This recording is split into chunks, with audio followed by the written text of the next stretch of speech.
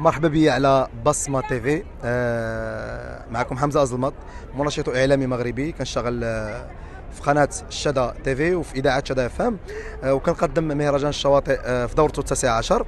اليوم كانت عندنا سهرة وحفلة الفنانة زينة الدودية. كان حضور كثيف جدا الجمهور المغربي، اكثر من واحد او اكثر من 160 الف واحد، وهذا الشيء كيدل على جوج الحاجات.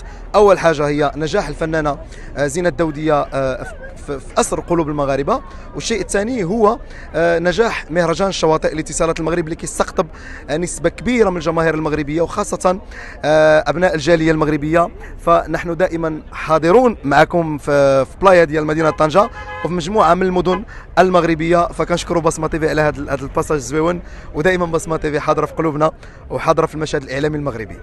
مهرجان اللي حضرت فيه الفنانه الدوليه المشهوره المحبه لجميع المغاربه فيها. واش اول مره تتحضر في المهرجان؟ لا، زينة الدودية هي فنانه وفيه. المهرجان الشواطئ تقريبا الدورات ديالو كامله كتكون حاضره. انا هذه رابع مره غادي نقدمها في مهرجان الشواطئ.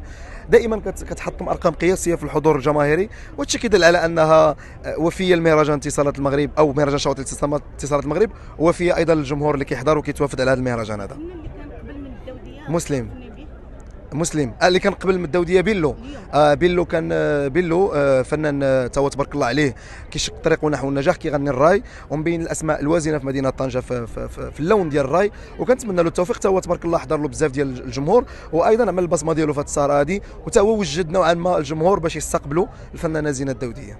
فعلا اتصالات المغرب دائما تتعطينا جديد في مدينه طنجه. دائما ودائما كتوافي كما كتشوف، دائما كتوافي الجماهير المغربيه المتعطشه للفن والموسيقى بنجوم. انت كتشوف النجوم من العيار الثقيل. كانت اول سهره بدات بمسلم، امينوك، زكريا الغفولي، وكل مره في البرنامج كيكون عندنا فنان، وباقي ان شاء الله الفتره ممتده الى غايه ان شاء الله الشهر الاخر ديال شهر 8، والبرنامج يكون عامر بالفنانين.